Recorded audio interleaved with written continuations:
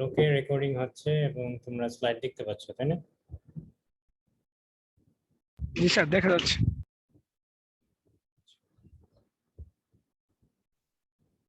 আজকে একটু কথা বলবো হচ্ছে again carbohydrate digestion. In case of ruminant it will be fermentation and their metabolism, right? So metabolism again একটু কঠিন হবে like লাস্ট টাইমের মতো অত ইন ডেপথে আমরা যাব না, কারণ লাস্ট টাইমে আমরা অনেক বেসিক জিনিস পড়েছিলাম, যেমন গ্লাইকোলাইসিস পড়েছিলাম, টিসিএস সাইকেল, হ্যাঁ, ইলেকট্রন ট্রান্সপোর্ট চেইন পড়েছিলাম। ওগুলাতে এবার আর যাবো না, ওগুলা আসলে তোমাদের পড়ে নিতে হবে, বাট ওগুলা কিন্তু মানে অ্যাভয়েড করে মেটাবলিজমে কিছু বুঝবা না তোমরা, রাইট? সো এখানে এবার যখনই গ্লাইকোলাইটিক পাথওয়ে অথবা টিসিএস সাইকেল আসছে, আমি একটা জাস্ট একটা রাউন্ড দিয়ে টিসিএস সাইকেল দিয়ে দিয়েছি, হ্যাঁ। It does not mean that you have to escape that, হ্যাঁ, তোমাদের ওগুলো পড়ে নিতে হবে। সো যত সিম্পলিফাইড ওয়েতে করা যায়, যত শর্টলি করা যায় তাই করার চেষ্টা করেছি এইবার আর কি, কারণ গতবার in details পড়িয়েছিলাম।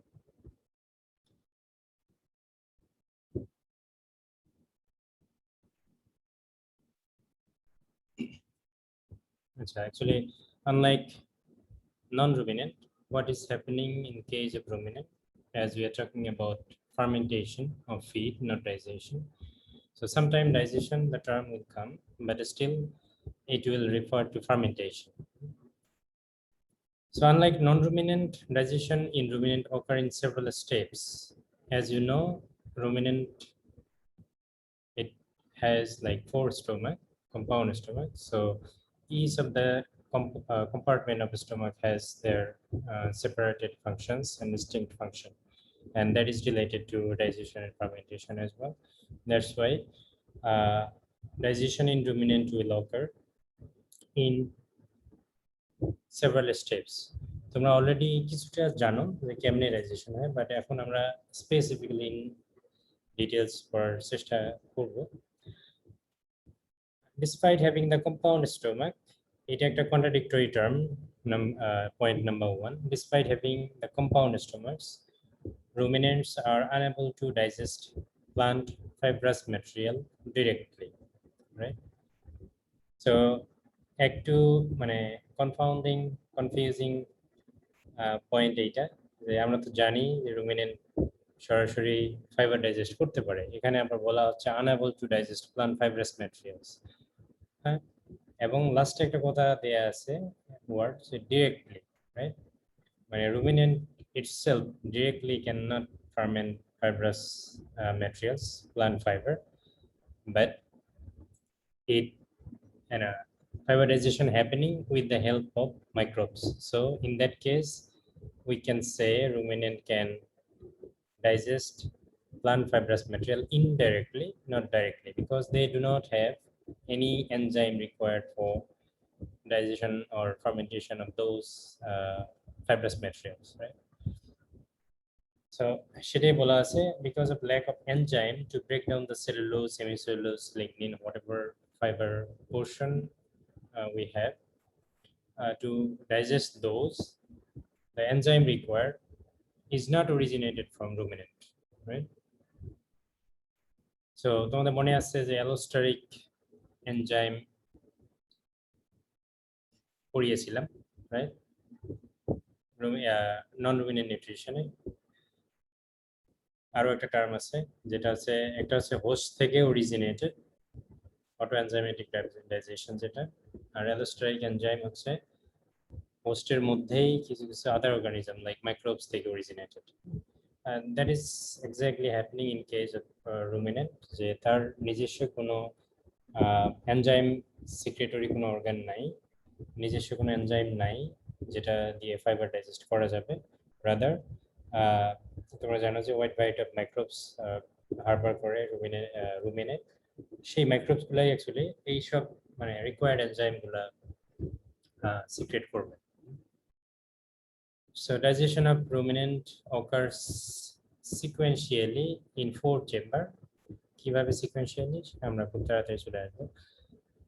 Plant material is initially taken into rumen, right? After ingestion, it reaches to rumen, the first chamber, where it processed mechanically and exposed to bacteria then can break down the cellulose, so which is considered to be full gut fermentation. যদি বাংলায় বলি যে খড় অথবা ঘাস খাওয়ার পরে first যে চেম্বারে যাবে সেটা হচ্ছে রুমেন, এবং এই চেম্বারে যায় হচ্ছে কিছুটা মেকানিক্যাল ব্রেকডাউন, যেটা হচ্ছে চুইং এর মাধ্যমে লম্বা ফাইবারটাকে একটু ব্রেকডাউন করে স্মলার করে, রাইট? তো এই যে স্মলার করলো, এরপরেই হচ্ছে ব্যাকটেরিয়াল অ্যাকশন শুরু হবে ইন দ্য রুমে। এবং ব্যাকটেরিয়াল অ্যাকশন আমি আগেও বলেছি যে microbes do not do anything for the interest of ruminant, for the interest of us. They do everything for their own interest, right? So তারা হচ্ছে নিউট্রিয়েন্টের জন্য ফাইব্রাস ম্যাটেরিয়ালের উপর অ্যাকশন রোল প্লে করবে, এবং ইন এক্সেন্স তারা হচ্ছে এনজাইম সিক্রেট করবে, সেটা দিয়েই অ্যাকচুয়ালি আমাদের ফাইবারটা ডাইজেস্ট হবে রুমিনেন্ট। সো এইখানে যেটা হচ্ছে যে ইনিশিয়াল যে মেকানিক্যাল ব্রেকডাউন হচ্ছে স্মলার পিসেস এবং microbial action শুরু হয়েছে, but the reticulum allow the animal to regurgitate it and reprocess the particulate matter. এখানে বলছি chew its cud. So এখানে যেটা হয় যে রুমিনেশন, তোমরা একটা টার্ম জানো যে একবার যখন একটা ফাইব্রাস ম্যাটেরিয়াল মানে after certain time chewing এর পরে যখন হচ্ছে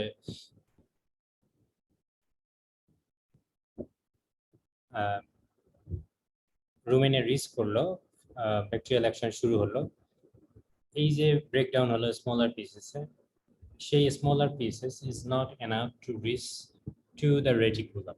রেটিকুলামে রিচ করার জন্য আরো মাইক্রো ব্রেকডাউন দরকার, খুব স্মলার পার্টিকেল দরকার। সো ইনিশিয়াল ব্রেকডাউনে যেগুলো স্মলার পার্টিকেল সেগুলা ইজিলি রেটিকুলামে প্রবেশ করে, এবং ব্যাকটেরিয়াল ফার্মেন্টেশনের পরে যখন স্মলার ব্রোকেন ডাউন পার্টিকেলগুলো সফট হয় সেগুলো রেটিকুলামে ইন করে, the second compartment, right? But reticulum থেকে শুধুমাত্র ছোট পার্টিকেলগুলাই লোয়ার ট্র্যাক্টে নেক্সট কম্পার্টমেন্টে যেতে পারবে, পাস করতে পারবে, বাট যেগুলা কম্পারেটিভলি একটু বিগার সাইজ সেগুলা পাস করতে পারবে না অম্লজানে। সেগুলা যেটা হবে যে আবার রিগার্জিটেড হবে। রিগার্জিটেড তোমাদের টার্মগুলো মনে থাকার কথা, এগুলা আবার মানে বোলাস আকারে মাউথে চলে আসবে এবং এগুলো আবার রুমিনেশন হবে, আবার মেকানিক্যাল ব্রেকডাউন হবে to broken down further into smaller particle and then swallow again, and it will reach again to the rumen, again the same process, same bacterial action, and it will subtend one step further. Then second compartment is reticulum, and if the particle is small enough to pass the reticulum into the omesum, it will pass. If it is still not small enough, again it will come for rumination. So এই reticulum একটা খুব vital role play করে, যেটা হচ্ছে অনেকটা filtering এর কাজ করে, যে লার্জার পার্টিকেলগুলো ফাইব্রাস পার্টিকেলগুলোকে আবার ব্যাক করায় যে you need to ruminate, you need to chew again to broken it down further, or else I cannot do it. So রেটিকুলামে এতটুকু হয়। আমি যে এখন যেটা বলতেছি এটা খুবই বেসিক, ঠিক আছে? একটা সর্ট অফ পাথওয়ে যেটা হচ্ছে যে ব্যাক অ্যান্ড ফোর্থ শুধুমাত্র মেকানিক্যাল এবং ব্যাকটেরিয়াল অ্যাকশনের জন্য যা যা হচ্ছে আর কি। এই পয়েন্টটা বলছে যে more finely divided feed is then passed to omesum for further mechanical process, and the mass is finally passed to the true stomach, which is abomesum, where the digestive enzyme break down the bacteria and other bypass protein and release the nutrient. So true stomach যেটা মানে just work like non-ruminant stomach, এখানে actually enzymatic digestion হবে, no surprise, এবং কিছু bypass protein nutrient আছে, bypass আমরা পরে আসতেছি কি বাইপাস, সেগুলো ওখানে ব্রোকেন ডাউন হবে। again it will be enzymatic breakdown in the abomesum, and not only in the abomesum but majority of the enzymatic breakdown takes place in the small intestine, but it started from apomeso. Right? Use of plant materials is thus indirectly with the primary processing by bacterial flora is fermented in ruminant. So যেটা is a confusing termটা আগে বলেছিলাম যে ruminants are unable to digest plant fibrous material. এই পয়েন্টগুলো দিয়ে আমরা আসলে একটু খুব ব্রিফলি এক্সপ্লেইন করার ট্রাই করলাম এবং এই যে পাথওয়েটা আছে আমি অ্যাকচুয়ালি একটা ফিগার দিতে পারলে খুব ভালো হতো ফিগারটা অ্যাড করি নাই আমি এরপরে মিথানোজেনেসিস পড়াবো তখন এটা অ্যাড করব অথবা আমি যখন হ্যান্ড আউট তোমাদের দিয়ে দেবো তখন অ্যাড করে দেবো আর কি এখানে আমি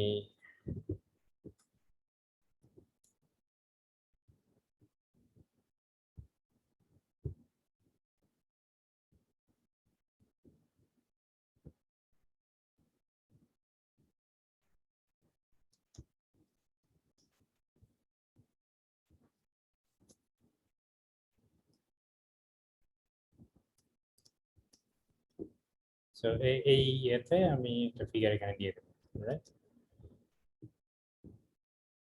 এটা কিছুই না এখানে আমি যা যা বলেছি জাস্ট একটু ইন্ডিকেট করে লেভেল আউট করে এখানে একটা ফিগার দেবো ঠিক আছে সো এতক্ষণ যা বলেছি এই স্লাইডে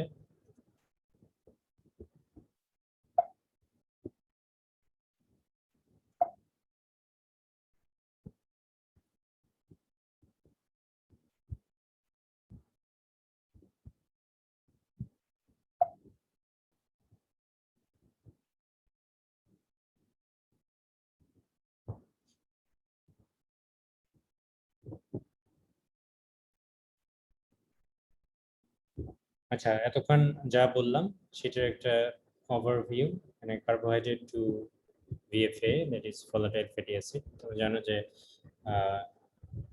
কার্বোহাইড্রেট ফার্মেন্টেশনের ফার্স্ট এন্ড প্রোডাক্ট হচ্ছে volatile fatty acid in case of ruminant but in non-ruminant carbohydrate fermentation first product কি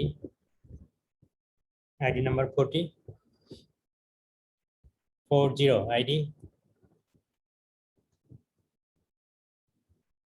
9 ID number 67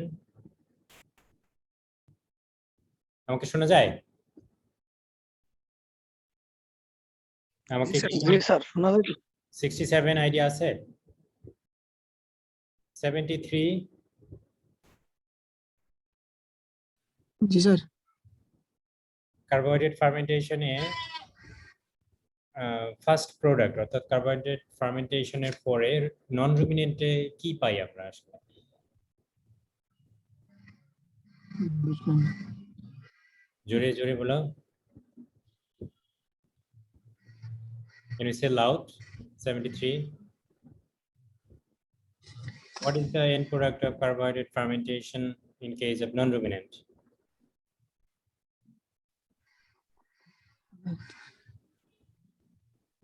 Okay, 25, ID 25, ID 18, ID 46, ID 1,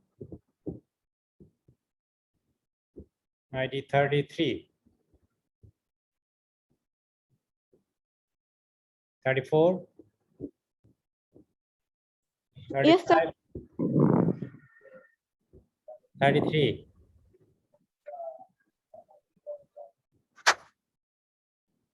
Anyway, তোমাদের নেটওয়ার্কের সমস্যা নাকি আমাদের আমি বুঝি না আমরা প্রসিড করি এটা অ্যাকচুয়ালি আমরা মনোস্যাকারাইড পাই যেটা হচ্ছে glucose in case of non ruminant but in case of ruminant আমাদের first broken down anyhow glucose আসবে but it will not be utilized directly আমরা সেটাই আলোচনা করবো এখন আমাদের ফিট কম্পোনেন্ট আমরা যেগুলো পড়েছি majority cellulose, hemicellulose, lignin, pectin, fructans and stars, right?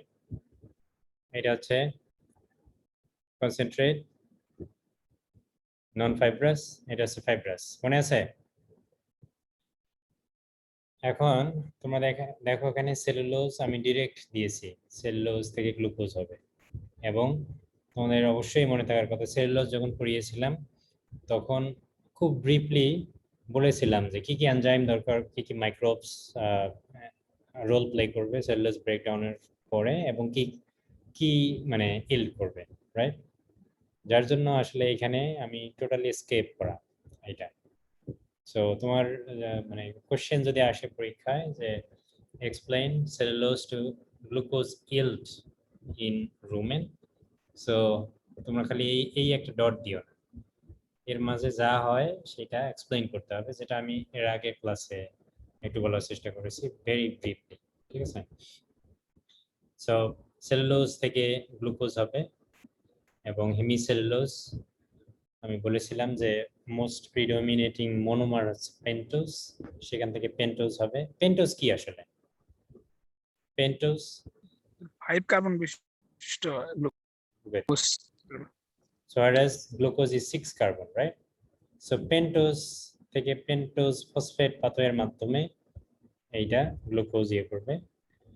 R pectin আমি বলেছিলাম যে প্রিডমিনেটিং কম্পাউন্ড অ্যারাকিডোনিক অ্যাসিড, ইউরোনিক অ্যাসিড, সেখান থেকে একটা দেখিয়েছি। অ্যাগেইন পেন্টোজ ফসফেট পাথওয়েতে কাজ মানে ইন করবে, তারপরে গ্লুকোজ হয়ে চলে আসবে। আর সেখানে আরো কিছু ম্যাটেরিয়াল কম্পোনেন্ট থাকে সাচ এস গ্যালাক্টোজ, গ্লুকোজ হবে। এগুলা হচ্ছে ইন্টারেস্টিং যে স্টার্স ফার্স্ট ডেক্সট্রিন, রাইট? ম্যালটোজ হবে, এইটা এইদিকে চলে আসতে পারে, এটা আমরা না যাই এখন। এইটা সরাসরি গ্লুকোজ হবে, ফ্রুকটান্স, সুক্রোজ, তারপরে ফ্রুক্টোজ, তারপরে গ্লুকোজ। এগুলা তোমাদের এই ইনিশিয়াল ব্রেকডাউন গুলা এইখানটা, এগুলা আমি বলেছিলাম এবং প্রিভিয়াস যে কোনো কোর্সে এগুলা দেখানোর কথা, রাইট? এগুলা তোমাদের দেখে নিতে হবে। আমাদের ইম্পর্টেন্ট আছে ইন কেস অফ রুমিনেন্ট, এটা আগে পড়ানো হয়েছে, মানে গ্লুকোজ কিভাবে হয় অ্যাট লিস্ট ফ্রম স্টার্স। এইখান থেকে পাইরুভেট, রাইট? গ্লুকোজ থেকে পাইরুভেট, এটা কোন পাথওয়ের মাধ্যমে হতে পারে? এখানে অনেক কিছু স্কেপ করা আছে, অনেক কিছু।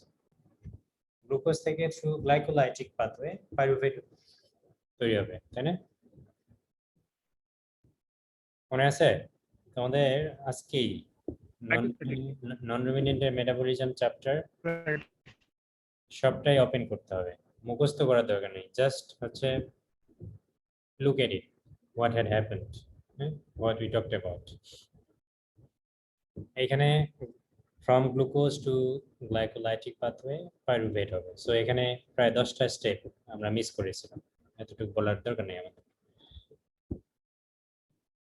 পাইরুভেট এইখান থেকে আসলে রুমিনেন্টের যে রিয়েল সিনারিও আমরা দেখতে চাই সেইটা এখানে স্টার্টেড ফ্রম পাইরুভেট। পাইরুভেট থেকে এর আগে আমরা পড়েছিলাম, রাইট, যে গ্লুকোজ, তারপরে ল্যাকটেট আর ইথানল, এটা নন রুমিনেন্টে পড়েছিলাম, আমরা ওপেন করে দেখলাম। ইথানল খুব রেয়ার কেসে, কিছু ফানজাইয়ের ক্ষেত্রে। ল্যাকটেট আছে অ্যানারোবিক কন্ডিশনে, নাকি অ্যারোবিক কোনটা? আর একটা হচ্ছে গ্লুকোজ, সরি পাইরুভেট থেকে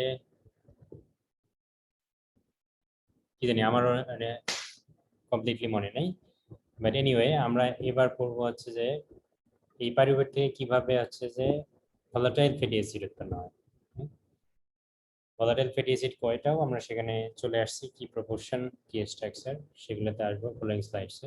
বাট এখানে জাস্ট ইয়ে দেখো যে ফ্রম পাইরুভেট থেকে এসিটাইল কোয়ে, রাইট, এইটা মেজর পাথওয়ে। এসিটাইল কোয়ে এইটা কোথায় ইন করবে? এসিটাইল কোয়ে কোথায় যায়? পাইরুভেট থেকে এসিটাইল কোয়ে হলে কার মনে আছে? Website, right? So acetyl Koi থেকে অ্যাকচুয়ালি এসিটেট হবে, যেটা আমাদের একটা প্রিডমিনেটিং volatile fatty acid.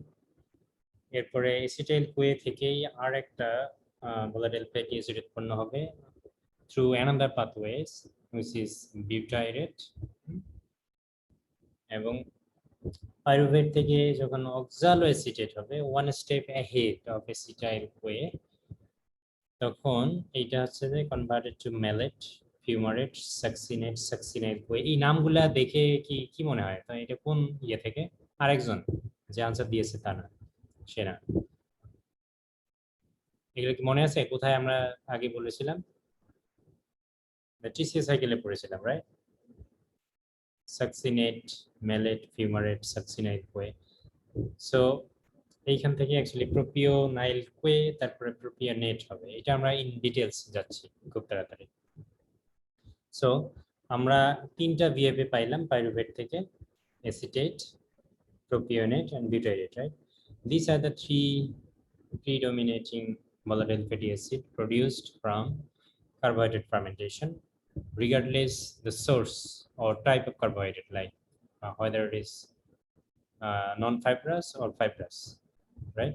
So any sort of carbohydrate, any type from any source, it will produce first glucose and from glucose through the glycolytic pathway pyruvate, and from pyruvate it will produce acetate, propionate and butyrate, and this is all happening in rumen, right? So the product from carbohydrate fermentation is volatile fatty acid. What is product called the desired product, what we are expecting, what is beneficial for the ruminant is the volatile fatty acid. Rather than that, there is also some byproduct as well. You know, during production of any product, even in the industrial scale, you will get always some byproduct. So in rumen fermentation, we also will get some byproduct, which is different gases like methane, carbon dioxide, and hydrogen. So methane is the results of these two gases. Actually, these two gases are the main byproduct. And after having these two byproduct with action of certain microbes, which is called methanogen, we'll get methane.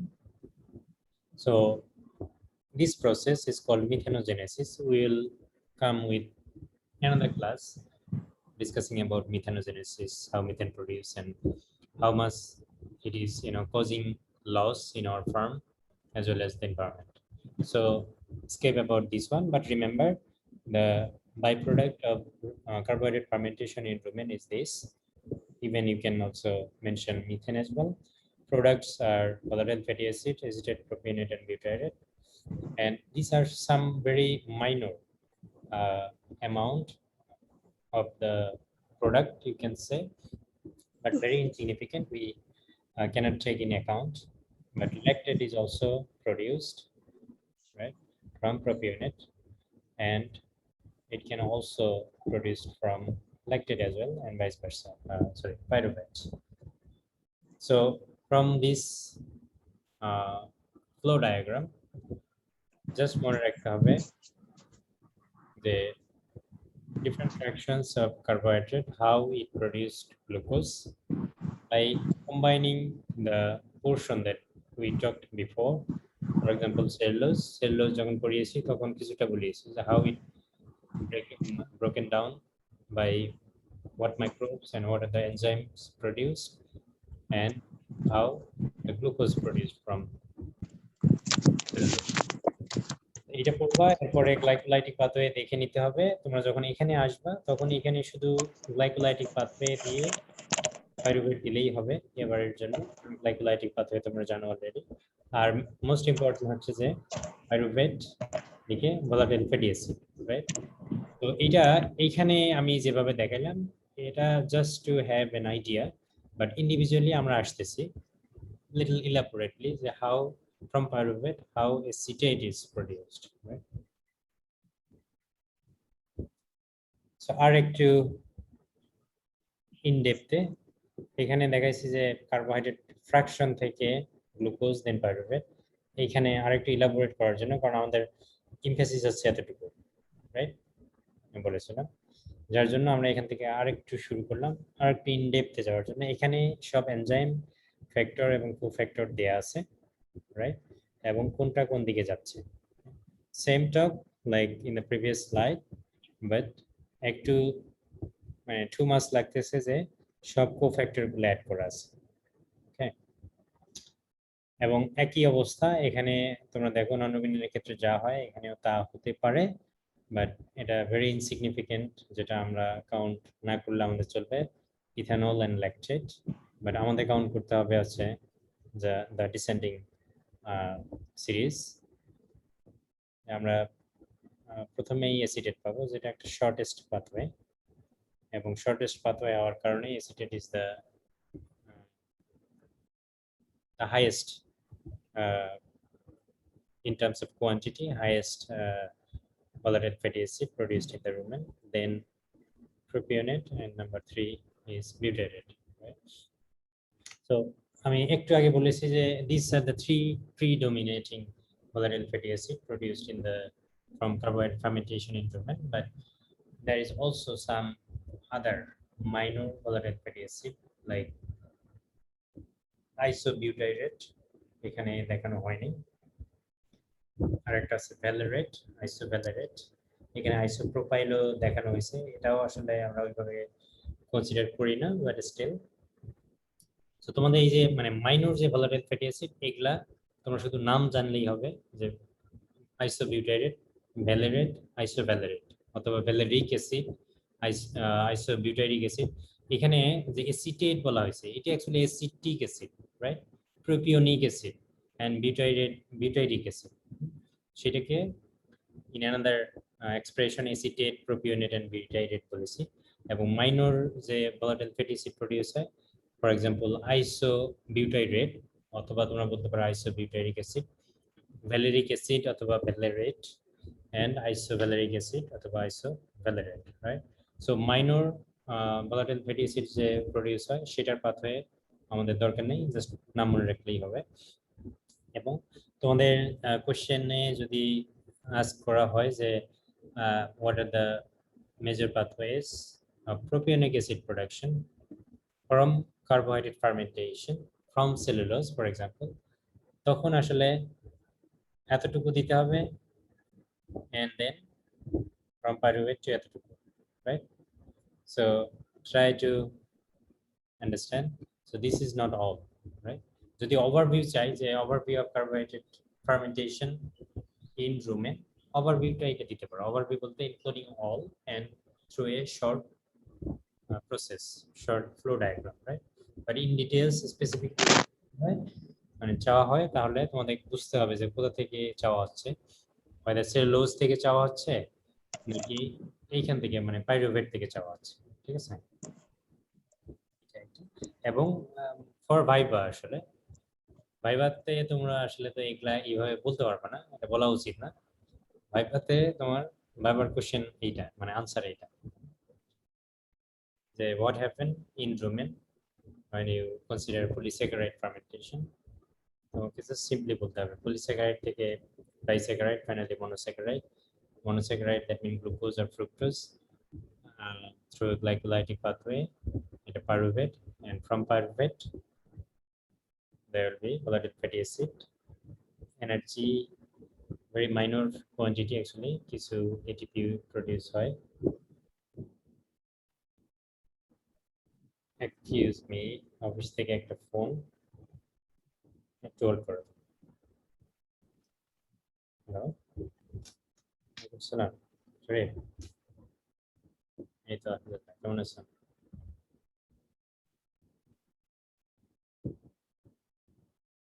তাই নাকি?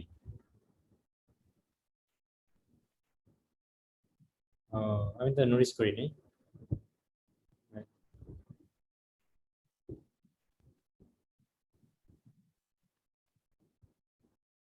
আচ্ছা আচ্ছা, হুম, তো এখন কি করতে হবে? Form, আচ্ছা, তো আচ্ছা,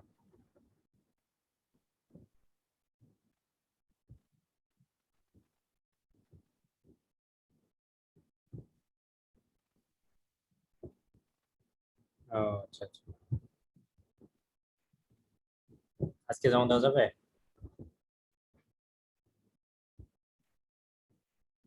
হ্যাঁ হ্যাঁ, এরপরে জমা দিয়ে দাও, তাহলে তো পিছিয়ে যাবে, তাই না?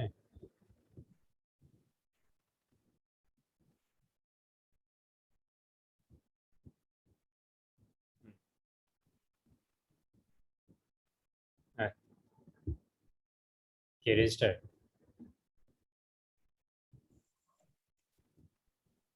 আচ্ছা আচ্ছা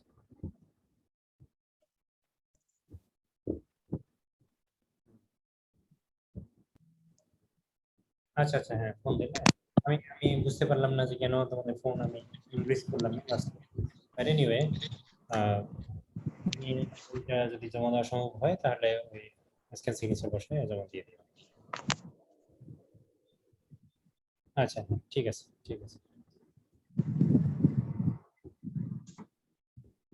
সরি, আমরা কন্টিনিউ করি।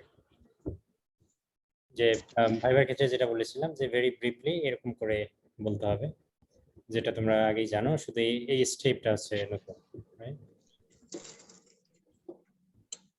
সো আমি কি কি ভাবে হচ্ছে এসিটেট প্রোডিউস হচ্ছে, দুই ভাবে এসিটেট প্রোডিউস হয়। আমি এগুলোতে ক্রস দিয়েছি, তোমরা দেখো। আসলে এত এত ডিটেলস গেলে তোমাদের মানে মাথা নষ্ট হয়ে যাবে। সো আমি স্লাইডে অ্যাড করেও আমি আসলে ডিসাইড করেছি যে এটা তোমাদেরকে আমি পড়াবো না। যে আমি যে পাথওয়েগুলো পড়াইলাম, এইখানে তিনটার জন্য, তিনটা প্রিডমিনেটিং ভোলাটাইল ফ্যাটি অ্যাসিডের জন্য তিনটা পাথওয়ে ভেরি সিম্পলি দেওয়া আছে, ঠিক আছে? এই তিনটাই পড়লে চলবে।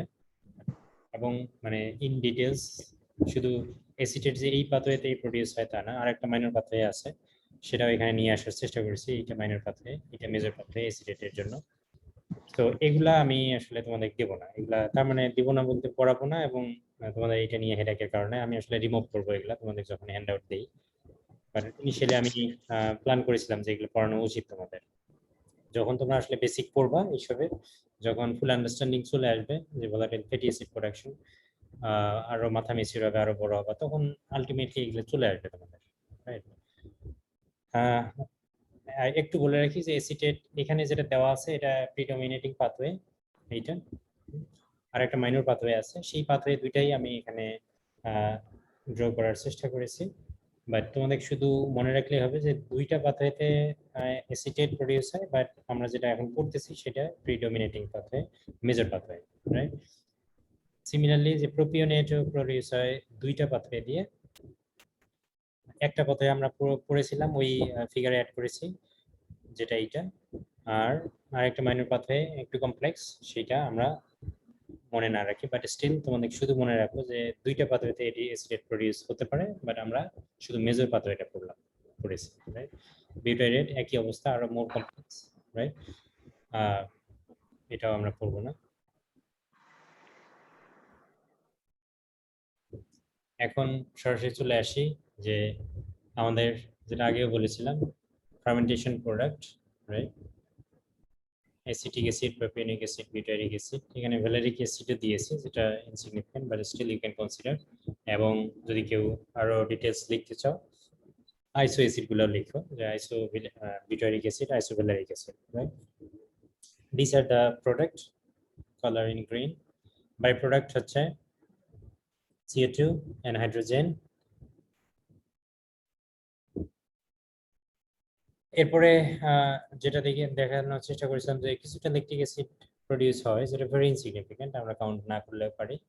কিছুটা সাকসিনিক অ্যাসিড হয়, যেটা মানে স্লিপ অফ, এবং ফিউমারিক অ্যাসিড, ফর্মিক অ্যাসিড হয়। এগুলা আসলে ভেরি ইনসিগনিফিকেন্ট, যেটা তুমি মানে কাউন্ট না করলেও হবে in case of fermentation and metabolism, but it will be nice to remember the name, right? এবং আরেকটা যে আছে methane, still methane also byproduct, but methane based on these two gases, right? And through another process called methanogenesis. So methane লিখলেও লিখতে পারো as a byproduct, না লিখলেও কোনো সমস্যা নেই। সো এখানে মনে রাখতে হবে যে the green color are product of carbohydrate fermentation and the red are byproduct.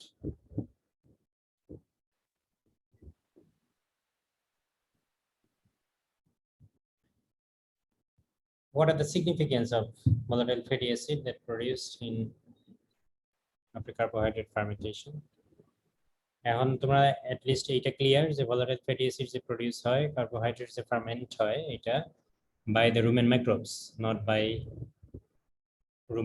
ruminant or host itself, right?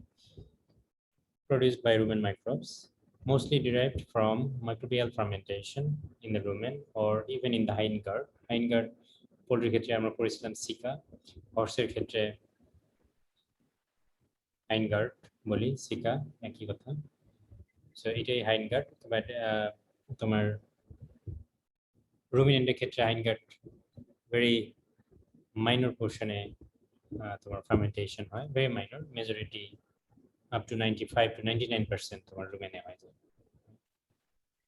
So most important BFAs are acetic acid, propionic acid, and butyric acid, whereas এটা একটা মানে approximate range.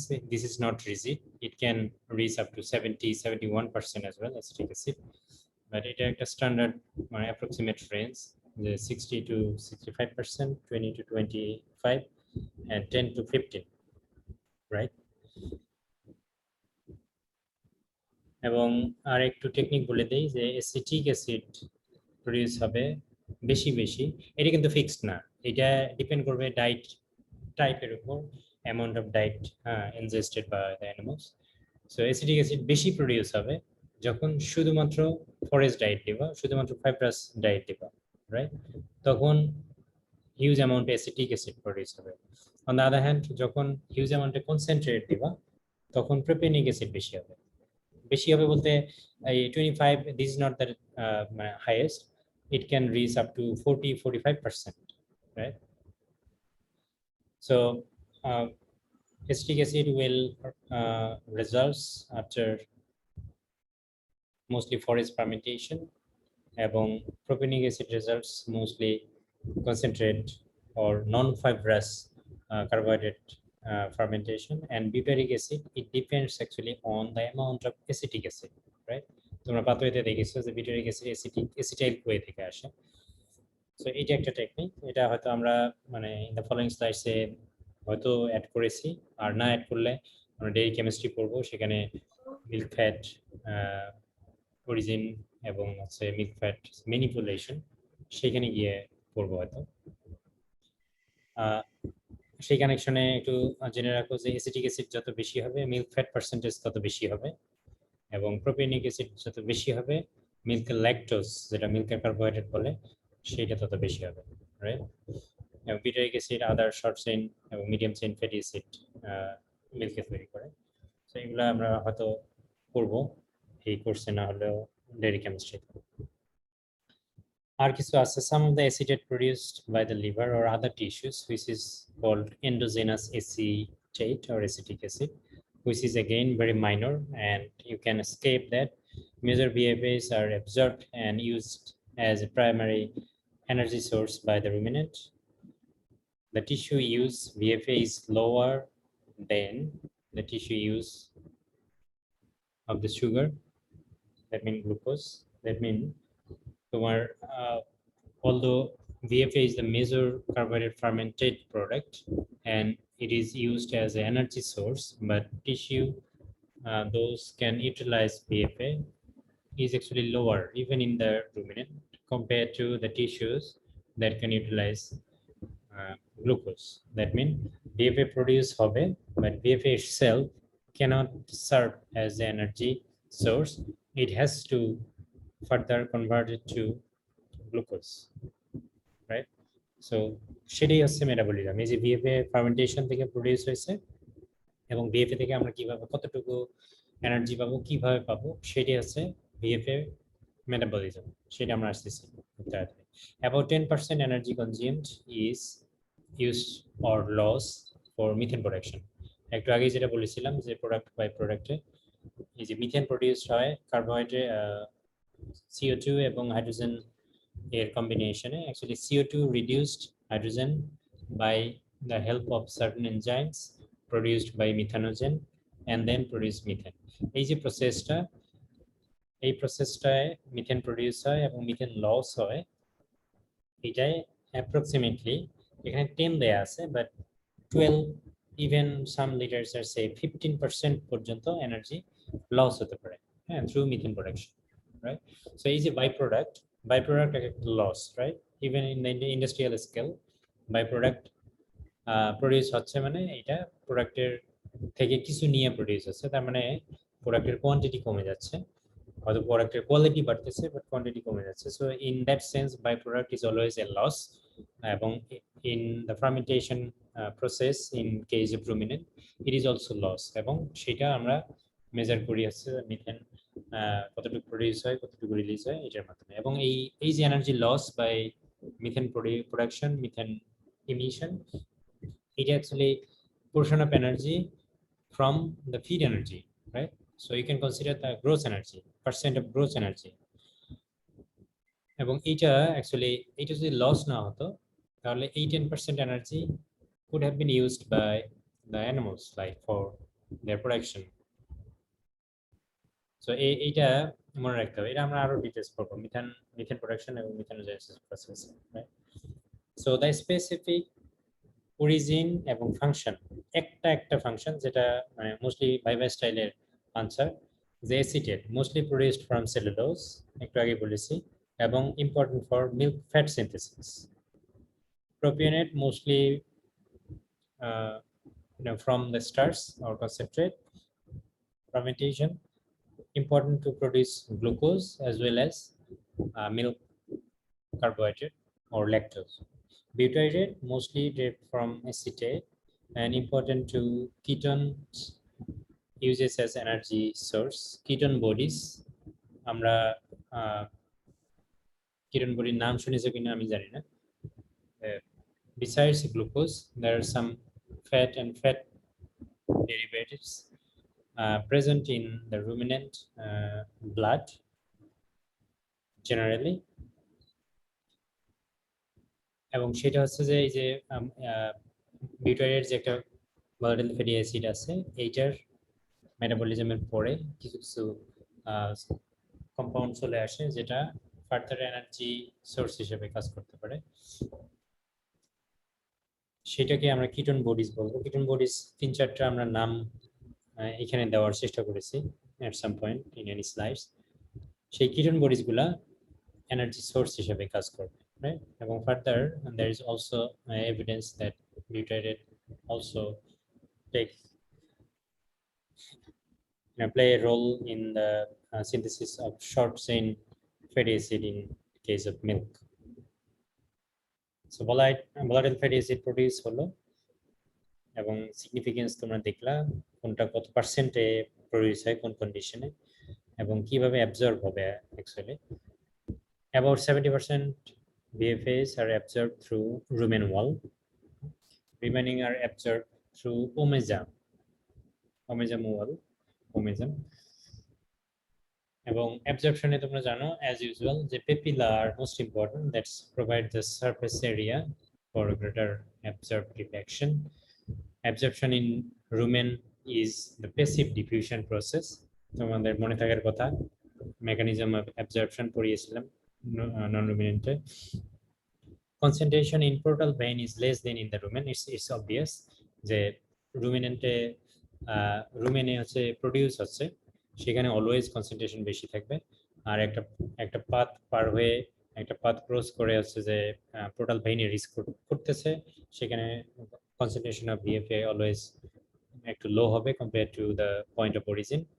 Rate of absorption যেটা হচ্ছে যে carbon length যার যত বেশি সে তত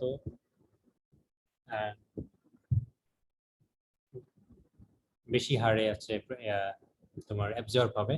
এখানে দেখতেছো যে বিউটাইরেট 4 কার্বন, এটা অ্যাবজর্ব হয় higher compared to the propionate which is 3 carbon and acetate which is 2 carbon, right? Absorption is greater with increased concentration of BFA in the rumen, অর্থাৎ যখন কন্টিনিউয়াসলি BFA প্রডিউস হতেই থাকবে তখন অ্যাবজর্পশন রেটও বাড়বে। Absorption increase with lower pH এবং absorption greater in grain fed animals compared to the forest fed because এখানে দেখো যে লোয়ার পিএইচ এ অ্যাবজর্পশন গ্রেটার হয়, এবং এটা হয় কখন, যখন তুমি গ্রেন মোস্টলি গ্রেন ফিড করবা, কনসেন্ট্রেট বেশি ফিডিং করাবা, যেগুলো হচ্ছে ফাস্টার ফার্মেন্টেশন হয়, মোর বিহেভিয়ার প্রডিউস হয়, যেখানে কনসেন্ট্রেশন বিহেভিয়ার বেশি এবং পিএইচ অলসো লোয়ার। সো এখানকার বিহেভিয়ার অ্যাবজর্পশনের মেকানিজম কিছু ছিল, রাইট? আমি ওটা এবারের জন্য আসলে স্কেপ করলাম, 2 মাস হয়ে যাবে, কারণ অনেক কিছু চলে আসবে। সো এতটুকু হচ্ছে যে ভিএফএ প্রোডাকশন এবং অ্যাবজর্পশন, রাইট? যে একটা নিউট্রিয়েন্ট ইউটিলাইজেশনে আগে বলেছিলাম যে ইনজেকশন, তারপরে ডাইজেশন, অ্যাবজর্পশন এবং মেটাবলিজম, রাইট? সো আমরা এখন পর্যন্ত পড়লাম ইনজেকশন কোর্স হয়ে গেছে, এবং fermentation in case of ruminant, instead of digestion it will be fermentation, then absorption, right? So এই পর্যন্ত কারো কোনো কোশ্চেন আছে কিনা? আমার আর 5 মিনিট সময় আছে।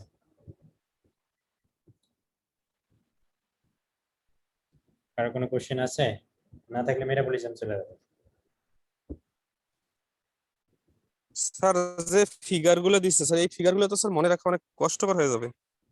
এই ফিগারগুলো তো ভাই অনেক শর্ট করে, অনেক সুপারফিশিয়াল, অনেক কিছু বাদ দিয়ে এই ফিগারগুলো দেয়া, এটা মনে না রাখতে পারলে তো মুশকিল। তাহলে সবগুলোই পড়ায় দেই, যেগুলো বাদ দিলাম, তাহলে আর সহজ হবে নাকি? অবশ্যই কষ্টকর, তোমরা জানো যে মানে মেটাবলিজম এর আগেও তোমরা দেখেছো যে অনেক কষ্ট, তাই না? মনে রাখা, পড়া, আনসার করা। বাট নন রুমিনেন্টে, নন রুমিনেন্ট তো না, পোল্ট্রি নিউট্রিশনে তোমরা কতজন এ প্লাস পাইছিলা? অনেকগুলা আমার মনে হয়, তাই না? সো এট দ্য এন্ড আসলে মানে যত ভয় করবা, যত এমফাসিস দিবা, ইম্পর্টেন্স দিবা, যত বেশি পড়বা, তত ভালো পরীক্ষা হবে, এবং এবারও তাই হতে যাচ্ছে। আমার একটা কনফিডেন্স তোমাদের প্রতি। So, মনে রাখা কষ্টকর হবে না, কারণ আমি মানে I avoided all small and complex details, এবং যতটুকু দিয়েছি এটা মানে এর চেয়ে কম আর আসলে দিলে তোমরা কিছুই বুঝবে না, ঠিক আছে?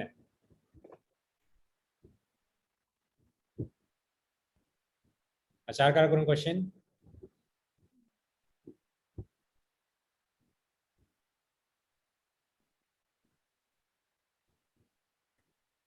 দেখা যায় এই যে ইয়েগুলা, কত এগুলো দেখা যায়?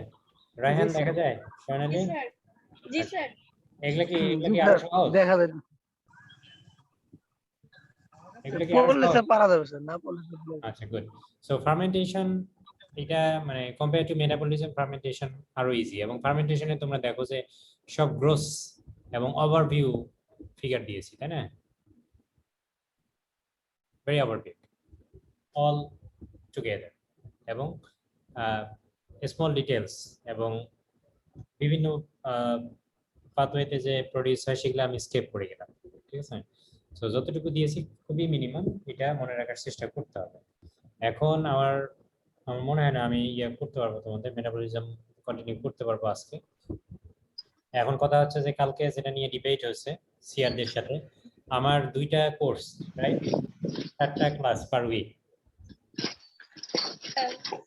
4টা ক্লাস আমি চাইছিলাম, কারণ আমি জানি যে মেটাবলিজম অনেক কঠিন, এবং এটা যদি কন্টিনিউয়াসলি শেষ না করি তাহলে হচ্ছে যে আমরা বিপদে পড়ে যাব, এবং মেটাবলিজম শেষ মানে এরপরে যা আসবে সেটা মানে খুবই ইজি তোমাদের জন্য, খুবই ইজি হবে। হ্যাঁ, সো মেটাবলিজম শেষ করতে যাচ্ছিলাম, এবং এটা মানে কনজিকিউটিভ ক্লাসে। সো আশা করি যে তোমরা 4টা না পারো 3টে ক্লাস করো সপ্তাহে, কারণ আমি যদি ডেইলি কেমিস্ট্রি ক্লাস নিতাম তাহলে আলটিমেট 4টা ক্লাস তোমাদের করতে হতো। এখন সিআররা না বলে তোমাদের মানে সাধারণ যে ছাত্ররা আছে এদের পক্ষ থেকে 2-1 জন আমাকে বললো যে তোমরা 2টা ক্লাস তো মিনিমাম, এবং 2টা ক্লাস আমি ধরে রাখছি, মঙ্গলবার আজকে একটা আর বৃহস্পতিবার একটা একই সময়ে, তাহলে আর একটা অথবা 2টা ক্লাস তোমরা করতে পারবা কিনা এই রমজানে?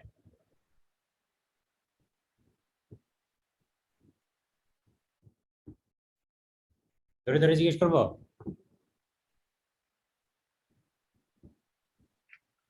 আইডি 16 আছো?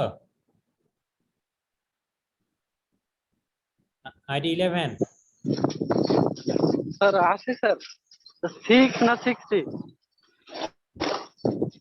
কয়টা ক্লাস করতে পারবা সপ্তাহে? ভাই সমস্যা নেই তো। আইডি 11? 11? রায়হান? স্যার আমাদের স্যার ক্লাস করতে সমস্যা নাই, মানে সমস্যা বলছিল অনেকে যে একদিনে যদি একাধিক ক্লাস করে, মানে 3 থেকে 4টা যদি একদিনে ক্লাস করে তাহলে তো মোবাইল অনেকের চার্জ থাকে না বা একসাথে করার সমস্যা। যেরকম কিছুক্ষণ আগে জ্যোতি ম্যাম আমারে মেসেজ দিছে, বললো যে তোমরা কি মঙ্গলবার আর বৃহস্পতিবার ক্লাস করতে পারবা কিনা। পরে আমি ম্যামকে বললাম যে ম্যাম আমাদের মার্জা ম্যাম এবং নাজমুল স্যার আমাদের এই দিনে টাইম দিয়ে দিচ্ছে, তো আপনি অন্য 4 দিনের যে কোনো 2 দিন ক্লাস নেন। পরবর্তীতে এই জ্যোতি ম্যাম আর কি সোমবার আর রবিবার ক্লাস টাইম দিছে। তো যদি মানে একদিনে 2টার বেশি ক্লাস না থাকে স্যার তাহলে সমস্যা নেই। আচ্ছা, তাহলে তোমরা মানে অন্যান্য দেখো যে তোমরা এই সপ্তাহ যাক, সবাই যখন ক্লাস দেবে সম্ভবত আহ, আমি আলোচনা করেছি আজকে মঙ্গলবার শুরু করবে, মার্জিয়া শুরু করবে, তারপরে বুধবার থেকে হচ্ছে জ্যোতি শুরু করবে, জ্যোতি ম্যাডাম, আর শুক্রবার থেকে হচ্ছে শরীফ শুরু করবে ক্লাস। ঠিক আছে, তোমরা শুক্রবার অথবা শুক্রবারের শিডিউল পাইলে এরপরে যদি কোনোদিন ফাঁকা থাকো কমপক্ষে 2টা না করে 1টা ক্লাস করো, অর্থাৎ সপ্তাহে 3টে ক্লাস হোক। এবং এটা খুব মানে প্রলং টাইম না, মানে কিছুটা আগায় নেই, মেটাবলিজমটা শেষ করি। ঠিক আছে, কারণ এটা তোমরা দেখতেছো যে একটা নিউট্রিয়েন্ট কার্বোহাইড্রেটে 2 দিন লাগবে, আমার 3 দিন লাগবে শেষ করতে। এরপরে আছে প্রোটিন, এরপরে আছে ফ্যাট। হ্যাঁ, মোটামুটি ঈদের আগে যদি আমরা 6টা ক্লাসও করতে পারি, 6-7টা, তাহলে হয়তো মেটাবলিজমটা শেষ হয়ে যাবে। আর মেটাবলিজম শেষ হয়ে যাওয়া মানেই এই কোর্সটা একটা শেপে আসবে। ঠিক আছে, এরপরে যদি আমি মনে করি যে আমি আর 5টা ক্লাস নিয়ে শেষ করে দিতে চাই, আমি পারবো, কারণ ওগুলো হচ্ছে যে খুবই মানে সুপারফিশিয়াল জিনিসপত্র। ঠিক আছে, তো একটু মানে ফাঁকা থাকলে স্যার সমস্যা নেই। হ্যাঁ থিঙ্কিং Class করো, করা যদি যাবে। ফাঁকা থাকে তোমরা কমপক্ষে আর একটা ক্লাস করো ঈদের আগ পর্যন্ত 1-2 সপ্তাহ। ঠিক আছে, এই আর রায়হান তুমি আমাকে অ্যাটেন্ডেন্স দিবা হচ্ছে সিরিয়ালি বলতে 1 থেকে শুরু করে। ঠিক আছে, আর আমি ওটা মিলাবো হচ্ছে আমার যে total number of participants at the মানে লাস্ট মোমেন্ট, যতজন পার্টিসিপেন্ট আছে, এবং আমার তো রেকর্ড আছে, আমি 2-1 দিন মিলাইতে চাই আর কি। হ্যাঁ, অ্যাটেন্ডেন্স একটু দিও, দুজনের একজন, রাইট? আচ্ছা, তাহলে বৃহস্পতিবার আমরা এই একই সময়ে আছে মেটাবলিজম পড়বো আর কি, ভিএফএ যে প্রডিউস হলো এগুলো কিভাবে মেটাবলাইজ হয়, কিভাবে এনার্জি প্রডিউস হয়।